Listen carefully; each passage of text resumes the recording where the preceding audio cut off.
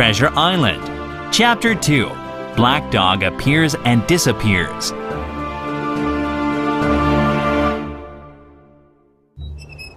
Early one frosty January morning, the captain walked to the beach with his cutlass, the sword he always kept by his side, swinging under his old blue coat.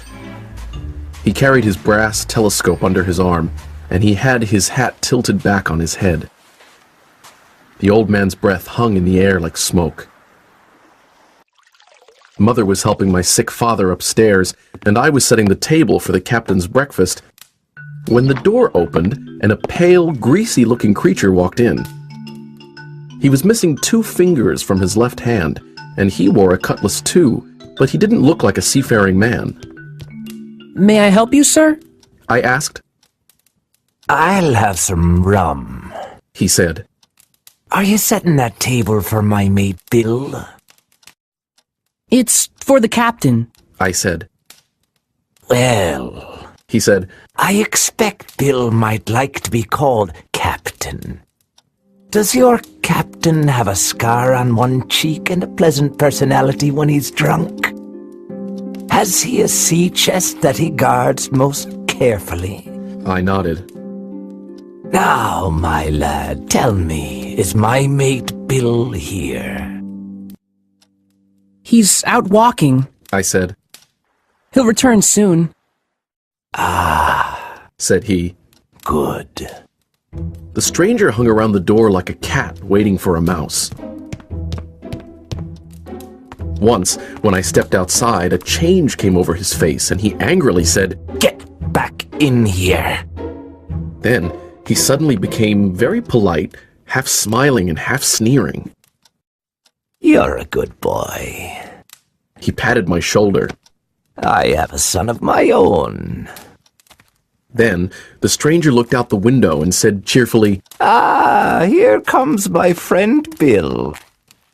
Let's move aside, sonny, and we'll give Bill a little surprise, bless his heart." He pushed me back until we were both hidden behind the open door. I was very alarmed, but the stranger seemed frightened too. He swallowed hard and grabbed the handle of his cutlass, loosening the blade in its sheath.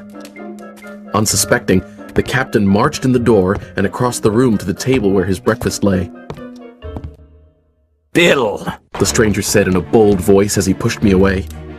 The captain spun around, and he became so pale that his nose was nearly blue. I felt sorry to see him suddenly turn so old and sick. "Black Dog," gasped the captain, looking as if he'd seen a ghost. "And who else?" the stranger said. "I'm here to see you, Billy, my old shipmate. It's been a while since I lost these 2 fingers." He held up his mutilated hand. "Well, you found me," the captain said, recovering. "Here I am. What do you want?" "Let's just sit down over there and talk like old shipmates, Billy Bones," Black Dog said. Then Black Dog looked at me. "Leave us. And I don't want to see you listening to our conversation, sonny." I left them at the table, but I did my best to pick up a word or two from where I waited at the bar. I heard mostly curses from the captain. "No, no, no!" he cried.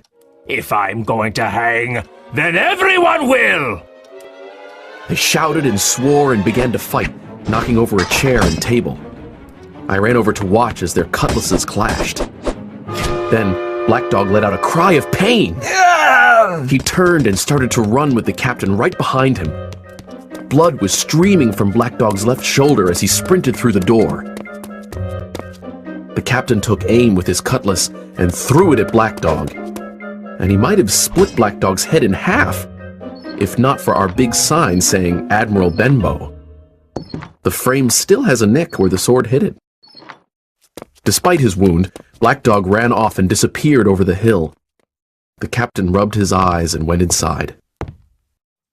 "Jim," he said, clutching the wall. "I need some rum." "Are you hurt?" I cried. "Rum," he repeated. "Rum, rum!" Shaking, I ran to get it, but My hands were so unsteady I broke the glass and had to fill another. Suddenly, I heard a loud crash and ran toward the sound. The captain was lying on the floor. Alarmed by all the noise, Mother came downstairs. "He's drunk! What a disgrace!" She cried. "And with your poor father sick!" My mother and I raised the captain's head. His eyes were closed, and he was breathing loud and hard. I had the rum, but his teeth and jaws were shut tight. We were relieved when the door opened, and we saw Dr. Livesey here to visit Father. "Oh, Doctor!" Mother cried. He looks as if he's had a stroke, said the doctor. Now, Mrs. Hawkins, run upstairs to your husband. I'll do my best to help this worthless fellow. The doctor had just loosened the captain's collar when the old man awoke. The captain recognized the doctor and frowned, and then he saw me. Where's Black Dog? He asked, trying to raise himself up. There's no black dog here, said the doctor. You drank too much and had a stroke. Where is he? The captain gasped. Listen to me, the doctor said. One drink won't kill you, but keep drinking one after another and you'll die. Do you understand that? Die. We hoisted the captain upstairs and put him to bed. Heed my words, said the doctor. Rum will kill you. Out of earshot, the doctor told me he should rest for a week. Another stroke could end his sorry life.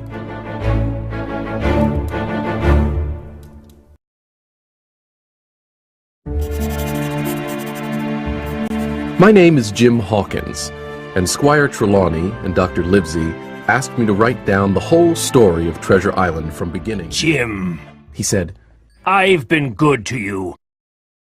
But now I'm low and alone. Bring